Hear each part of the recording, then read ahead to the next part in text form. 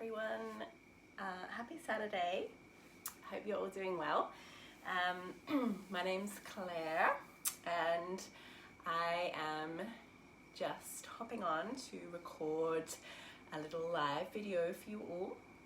This is going to be a mixture of yoga postures and a little bit of philosophy and a little bit of breath work designed to open up your body, build a little strength, a little flexibility, hopefully bring you into a sense of presence and calm and focus.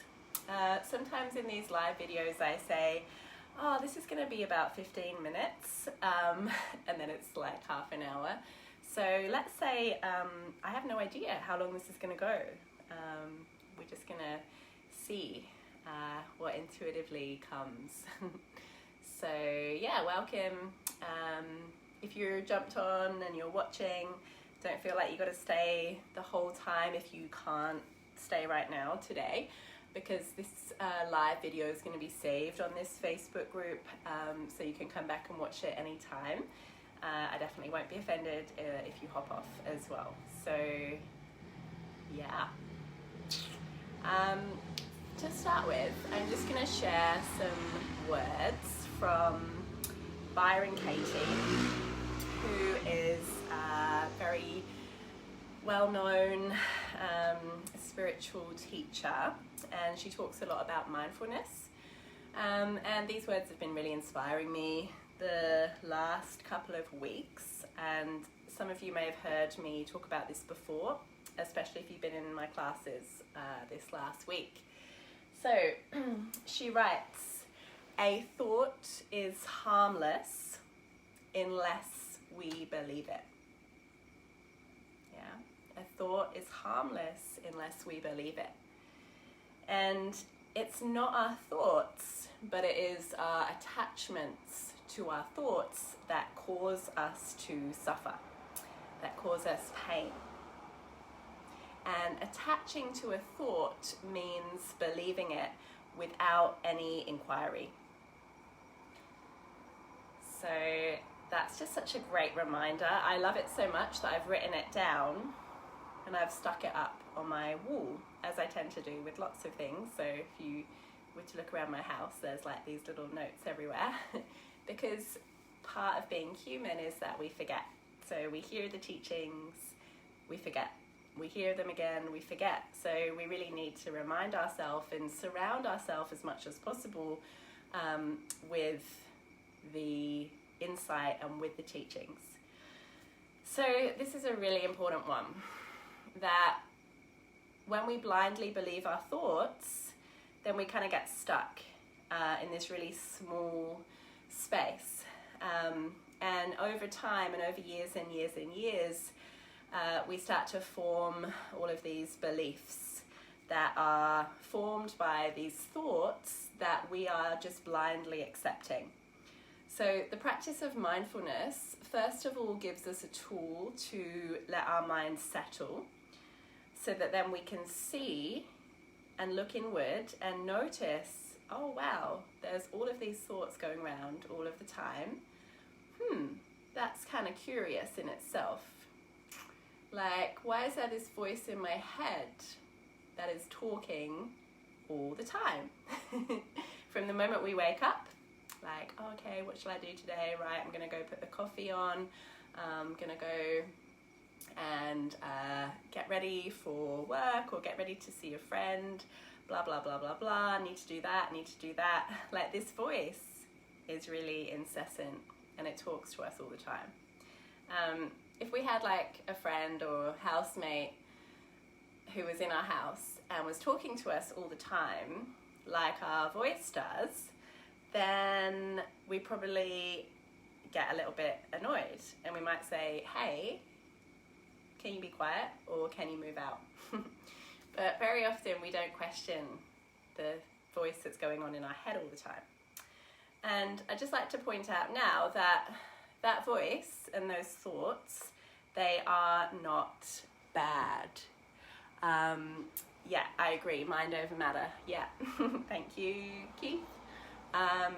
yeah, the thoughts are not bad at all.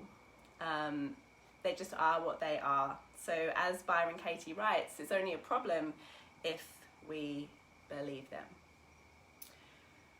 So an example of this would be just a really kind of common basic example that I'm sure we've all experienced. If we're driving on the road, or we're on the road, or we're a passenger in someone's car, and there's somebody driving really aggressively. So maybe they're like cutting and in front of us, or they're speeding up really fast when there's like clearly cars in front, and they're driving in a way that we might assume, or we might say, is reckless. We might start to create a story in our mind about this person and start saying to ourselves, or whoever's in the car, saying to them, oh wow, like this person's so rude and so dangerous and so irresponsible. Oh, I hate people that drive like that. They're so self-centered. They want to take up the whole road, and who do they think they are? And all of this kind of stuff, right? I'm sure that you're familiar with that. I've definitely been there and thought that. So imagine then if we knew that in that car, in the back seat, was somebody very, very, very ill, about to die, and the ambulance, for whatever reason, couldn't get there quick enough. So this person is driving so fast and trying to get ahead so much because they've got this really sick person in the car who needs urgent hospital attention. Then we would be like, oh my God, we need to get out of this person's way. Like, wow, what a hero, trying to save that person. We need to all be really, really mindful and get off the road. And we'd be really rooting for that person that was driving the car. Like, yeah, go, get to the hospital. Like, drive as fast as you can. So you can just see how we create stories around everything based on our own conditioning, based on what we've been told from a very young child all the way through our lives, based on the stories that we hear around us, whether it's the general narrative that our friends also believe and our families believe, and the general narrative that we're hearing on social media. We start to create these stories and create meaning out of everything. And if you watch yourself, we're all doing it all the time. Like, we'll just pass someone in the street, and straight away, without even really acknowledging it, we'll have created some kind of story about them. Like, maybe it's based on what they're wearing or how they look, and it's not a malicious thing. And again, it isn't bad, but we'll put judgment and we'll put meaning into everything. So like in that analogy with the car, we don't know, right? The point is that we have no idea. And when we start to believe our thoughts without question, that's when we get into trouble. And that's when we start to suffer. So in that analogy of the car, if we're stuck in that, wow, this person is like so annoying, what a bad driver, how irresponsible, that's going to send us into some kind of negative emotion. And we might start to transmit that out. So we might get in a bad mood, we might start to get down on everything, we might start to remember all the times when humans have behaved badly, and it can really spiral really, really quickly. So instead of doing that, instead of creating a story either way, if we can just say, okay, this is the event that's happened, okay, I can recognize within myself that I'm feeling frustration, anger, whatever it is. But for my own inner peace, I'm going to remember that my thoughts are harmless unless I believe them.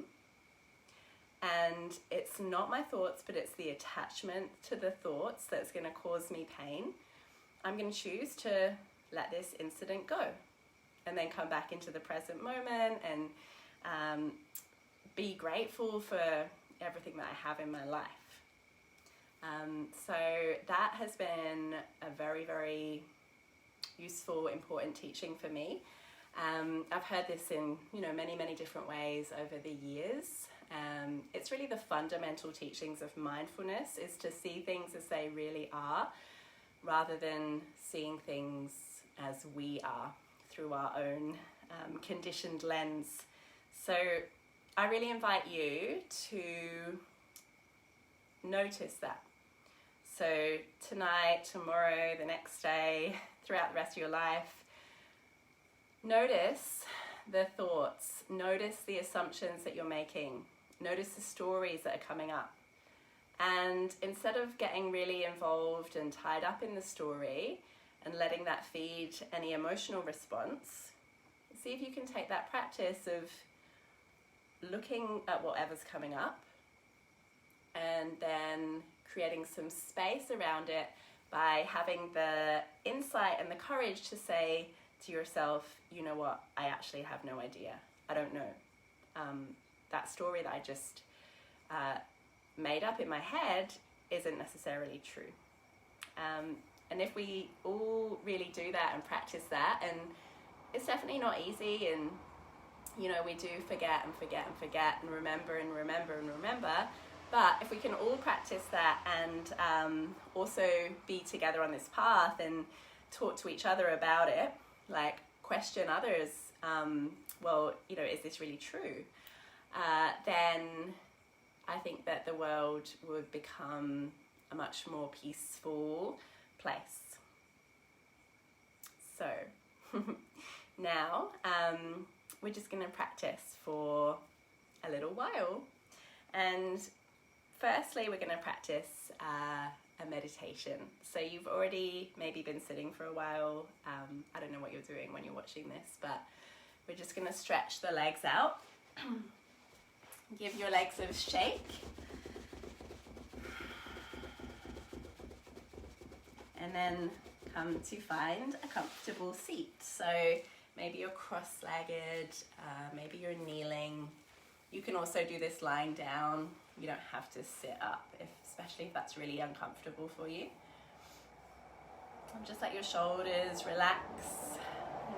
Let your head relax. Let your face relax.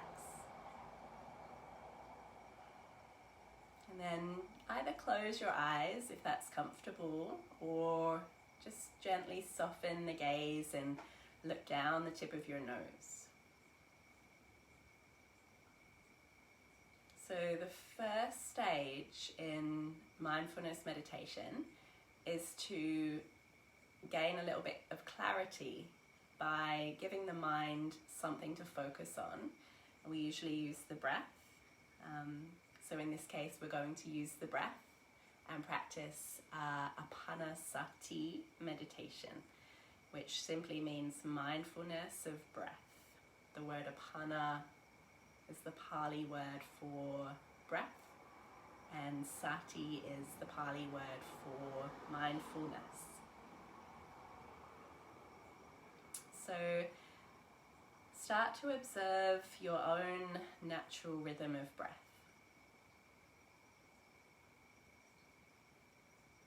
Feel where the breath enters the body through the nostrils.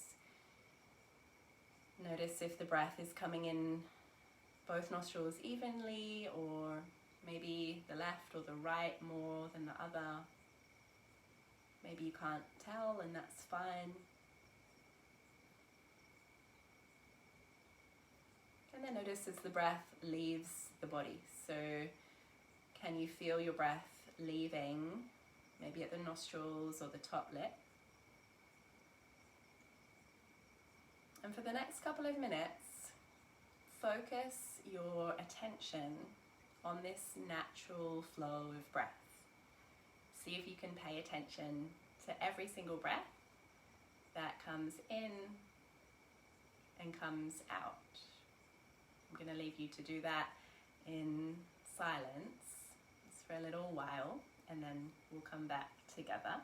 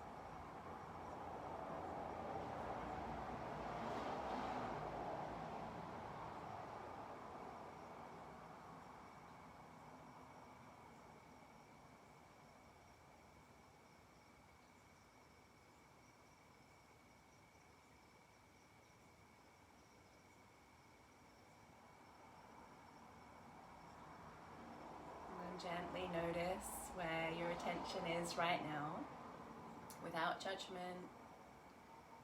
Just guide your attention back to the breath. So the point is here just to notice actually how difficult it is to stay with the breath. And very often people will say to me, I've tried meditating, it's not for me because I can't stop thinking. Well, if that's you, firstly, the aim is not to stop thinking. That's not what we're doing, and none of us can stop thinking. We all have this human mind that is constantly looking for what's going to happen in the future, what might go wrong, evaluating and putting meaning on everything, because that's kept us alive as a species. So it's not us being weak, it's literally in our cells and in the deepest part of our brainstem, our reptilian brain, is we're not programmed to be present. That's why it's so hard. So in that really short meditation, if you noticed that you weren't with one breath and your mind just straight away was off, that's so natural. But if we're never giving ourselves the opportunity to look at our thoughts, to inquire about, are they actually true? To experience this moment in its entirety without that added story of, oh yeah, this moment's okay, but actually it would be better if I had a glass of wine right now. Or, yeah, this moment's okay, but it would be better if I was with all my friends. Or it would be better if I have more money, or it would be better if I look differently, blah, blah, blah, blah, blah. Every time we do that, we're literally denying ourselves the present moment. And the crazy thing about it is that peace and happiness, which is what we all want, is only available in the present moment. It's only available now. That place doesn't exist. And I'm sure that you've experienced this throughout your life. You would think, oh, when I get this house or when I get this job, then I'll be happy. When I get married, then I'll be happy. But often we get the thing that we think we really wanted, and then actually it's not enough for our mind, because our mind is stuck in if only mind. And if you don't learn how to get out of that, nothing is ever going to be enough. And I think we're really kind of seeing that on a global level, in terms of this overconsumption and the toll that that's taking on all of our health, and of course the health of our beautiful Mother Earth. So to put this into practice for your own life, I recommend, if you don't have a mindfulness meditation practice, to start really slow, start really, really gentle with 2 or 3 minutes a day. And I know that sounds like nothing, you're like, what is that going to do? But it's so much better to start small and then build up from there. So for the first week, you might say, I'm going to do 2 minutes a day. 2 minutes. It will make a difference. And then maybe the next week, 3 minutes. Much better to do that, and much more likely to stay with the regular practice. And it's that regular practice that's actually really important, that daily practice. Rather than saying I'm going to do half an hour every day, and then, it's not achievable. So it's all about setting the regularity of it. Let me know how you get on. And I look forward to hearing about it all. So yeah, any feedback that you have on any of that, or any questions or any comments, definitely let me know. You can message me or just pop it in the comments. And then now, as promised, we're just going to do a little movement sequence. It's not going to be so long. So mindful movement. So start by climbing forward onto your hands and your knees. Position myself a little better here. Hands and knees. And then stacking your wrists underneath your shoulders, your knees underneath your hips. And start to feel the length of your spine. So feel the crown of your head drawing forward, neck long. Feel the natural curves of your spine. And engage through the arms. Turn the elbow creases in toward each other. Spread your fingers and take a gentle puffing up through the upper back, spreading your shoulder blades. And then as you inhale, we're going to dip this down into what's called cow pose. So arching the back, chest forward. As you exhale, rounding your spine into cat pose. Press up through the shoulder blades. As you inhale, arch the back, roll the shoulders forward, lift the chest. And then exhale, round the spine. So the movement of the spine is smooth like a river. Take 3 more in your own time. Breathing in, breathing out. Inhale from the tailbone, rippling through your spine, fluid movement. Breathing out. Last time, inhale. Full exhale. And then come back to a neutral spine. I'm going to start to extend out through the right leg, keeping the right heel about even with the right sit bone. Now try and avoid that big dip here in the lower back, but tuck the tailbone underneath you slightly. Keep pressing out through this right leg. Breath in. As you breathe out, bring your right knee to your upper outer right arm and squeeze foot off the floor. Inhale, take the right leg back, straightening the leg, lifting the chest. As you exhale, squeeze the right knee into the upper right arm. One more time, breathe in. Breathe out, squeeze. We're going to hold here for 3 breaths. Inhale. Exhale 2, breathing in and out of the nose. Inhale. Exhale 3. And then extend the right leg back behind you. Now bend the right knee. Extend the left arm forward. Option to stay there. Option to reach your left hand back. Hold the left foot and then kick the right foot into the left hand. Good. 3 breaths. Well, yeah, I think it's good. Whatever you're doing a great job. Even if you're watching this and just having a nice glass of wine or whatever you're doing, great job and well done for being you. See, I got so excited about wine then that I just fell over. One more breath. And then release, left hand down. Draw the right knee into your chest, so directly into the central line. And then release. And then extend your right leg long. Come onto the knife edge of the right foot and turn the left shin, kind of like the kickstand on a bike. We're going to peel the right arm open and up toward the ceiling. So this is kind of like a side plank variation. You want to lift up through the side waist.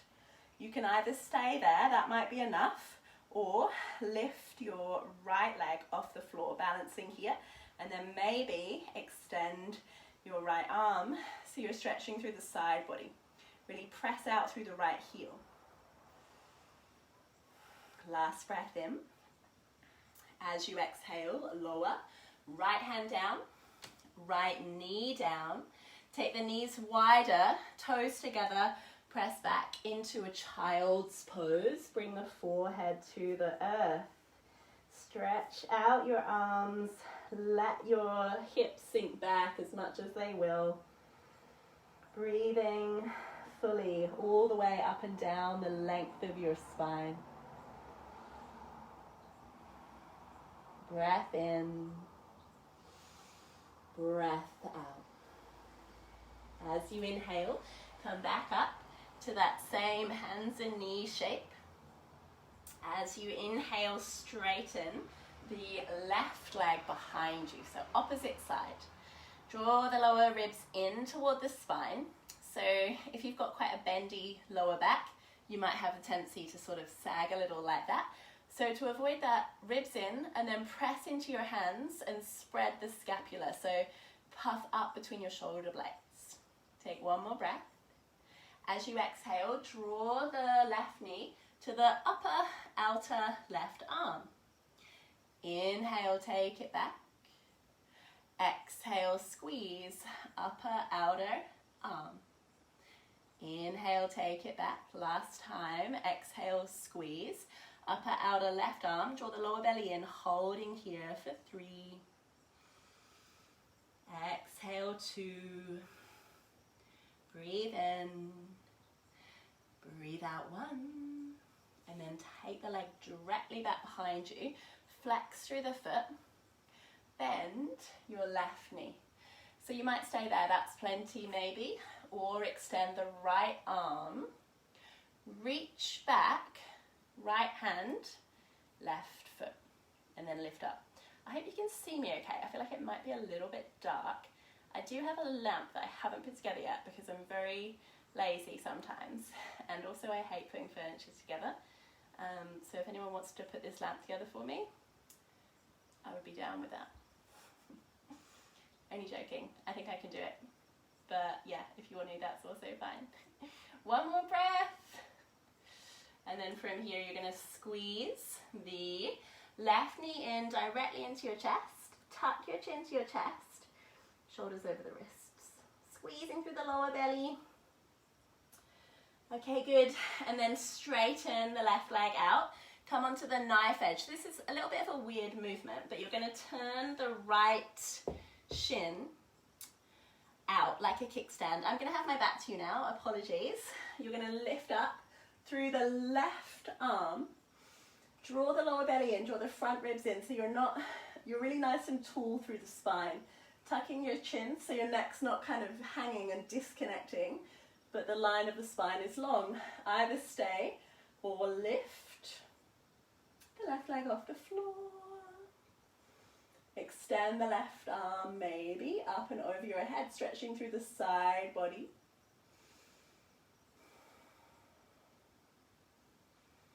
Last breath in. Exhale, lower down, left hand, left knee. Take your knees wide, sink your hips down, forehead to the earth. Deep, long breaths. In through the nose, out through the nose in child's pose. One more breath in. Full breath out. And then as you inhale, come all the way up. This time you're going to keep your arms extended. So instead of the hands being under your shoulders, the hands are now going to come in front of your shoulders, preparing for downward facing dog. So scoop the belly up, tuck your toes, and then send your hips back toward the wall behind you, where it's kind of like toward the place where the wall and the ceiling meet. Keep the knees quite bent, press the hips up toward the ceiling, and then maybe you can start to extend the legs. Don't worry if the legs don't straighten, it's not important for the legs to be straight. But what you're trying to get is length in your spine and space through the side body. 3 more breaths here. So really plug into your hands. Drag the hips back away from the heels. Relax your head. Breath in. Breath out. As you inhale, slowly walk your feet up toward your hands. Those little slow steps until your feet come to the top of your mat. Bend your knees, fold forward. Catch your elbows and then let your head dangle heavy.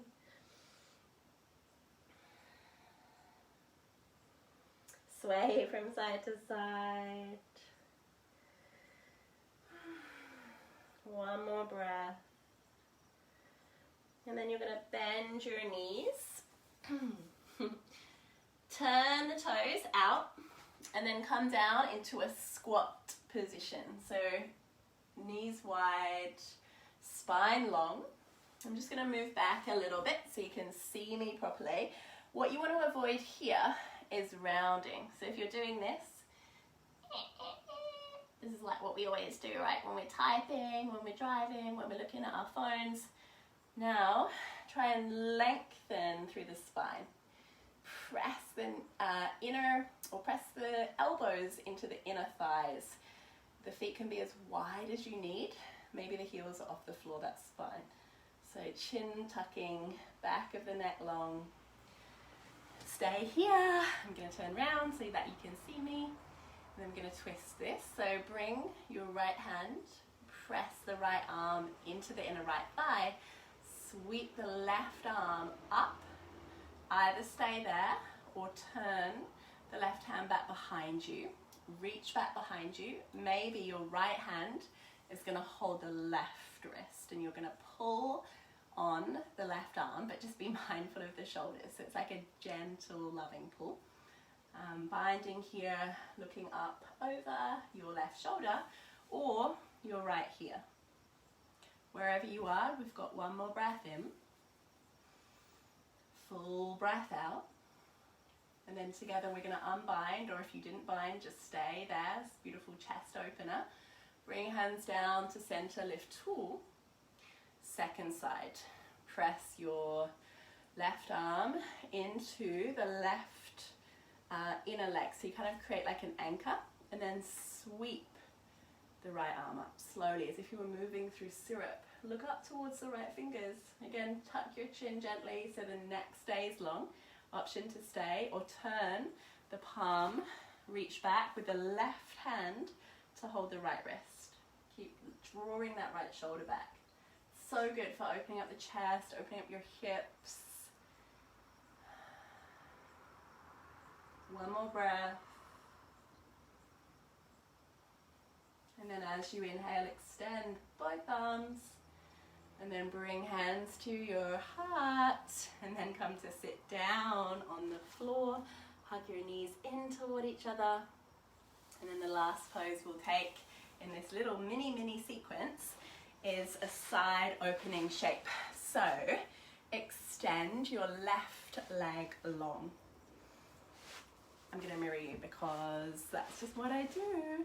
Left leg long. Left toes flexing toward the ceiling. Left leg really engaged. And then as you inhale, lift both arms up. Long through the side waist. Breathing out, twist to the right. Bring the left hand onto your right knee. The right finger's behind you. Look all the way back over your right shoulder. So as you twist, create the space first by lengthening through the spine. Really turn the gaze over the shoulder. So you're twisting from the lower belly, the mid-back, the neck. One more breath. And then come back through center with your head. Keep your left arm where it is, left hand where it is. Stretch your right arm up and then open the body to the side. So you might stay here quite high so you can feel a big stretch through the right hand side. Option to stay there or take it down and hold the left foot with your right hand, but wherever you are, instead of collapsing forward like that, spin the chest to the ceiling, turn the gaze in toward your armpit, like you're trying to sniff your armpit. One more breath, and then come all the way back up, beautiful, and release. Second side, so carefully, both knees into your chest, this little squeeze of everything in toward the midline. And then we'll take that into the second side. Extend your right leg, bend your left knee. As you inhale, both arms are going to lift up, lengthening, and then exhale, twist to your left. Bring the left hand behind you, look back over your left shoulder. Find the space through the back body as you inhale, lengthen. Exhale, rotate. Breathe in, lengthen. Breathe out, turn the chest. So you're rinsing and releasing through the back of the body. So important to get this spinal movement every day in all directions. It's not like a negotiable thing, it's essential to move your spine every day in all directions. Last breath. And then turn your head back to center. Keep your right hand where it is. Lift the left arm. And then opening the chest or the side body, so you're opening the intercostal muscles. The quadratus lumborum is this really big muscle here that gets super tight on a lot of us. Reach, reach, reach. If you're a surfer, like I am, I'm not really, I've literally been twice, but it's now my new thing. I'm quite excited about it. But apparently I've been told by a very reliable source that these side body openers are good for surfing, but basically they're good for everything. So you can stay there, or you can take it down. The left hand might come to the right foot. If it's not there, it doesn't matter. Don't worry about it. Just be wherever you are, and if you can feel sensation, then you're in the right place. One more breath. And then inhale, come back up to center. So good. Draw your knees into your chest.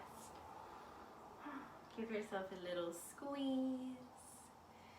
And then we're going to open that up into a bridge pose. It's going to be our final pose before resting. So to come down, you can extend your arms. So you're sitting with the sit bones grounded, feet on the floor. And then really slowly round your spine, tuck your chin to your chest and go down gently, gently, gently. 3, 2, and 1. Good. Bring the hands down alongside your body. Breath in,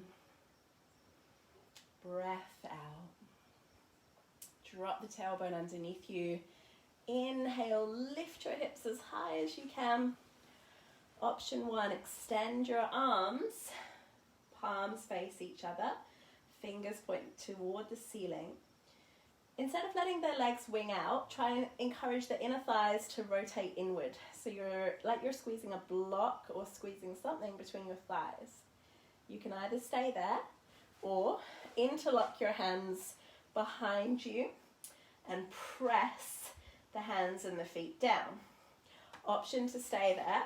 Or for the third variation, you can potentially come into wheel if you feel okay with it by pressing onto the crown of the head and then coming all the way up from there.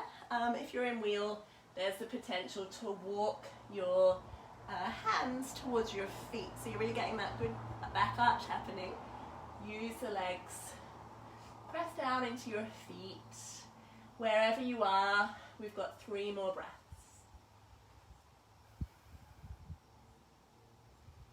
Use the legs here.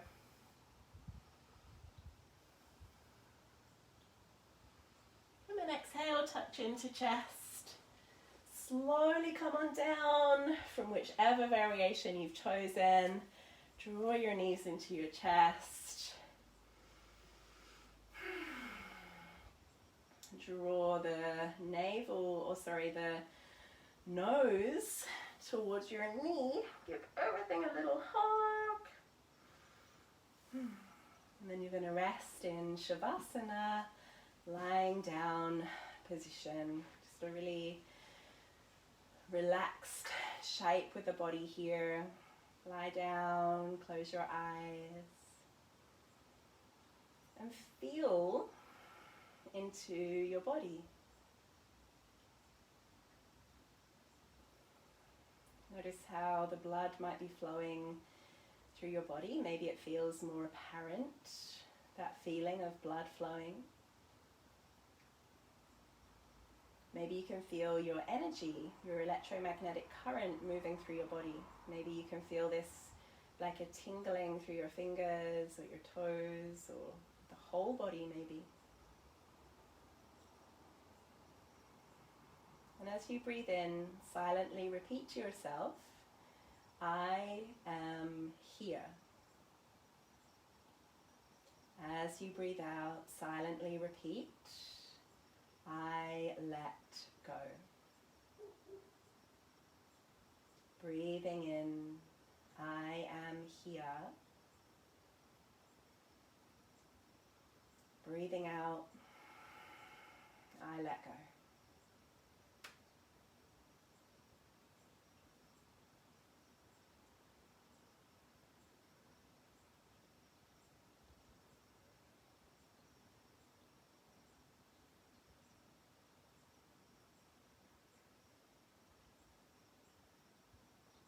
Giving this space to clearly see what's there, to clearly make contact with the present moment, make contact with reality, not wasting our lives by being consumed by these stories that keep us stuck. And start to gently wiggle your fingers, wiggle your toes. Stretch your arms and your legs. Yawning, sighing. And then gently roll over to one side. Just really transition gently, gently, gently. As you feel ready, come to a seated position. Hey Cara, oh hey Joelle, hey Janine. Thanks guys for watching. Bring your hands together and just take a moment to be still and come back to that inner space.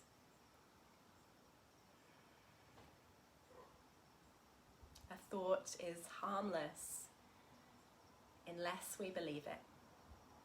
It's not our thoughts, but our attachments to those thoughts that causes us to suffer.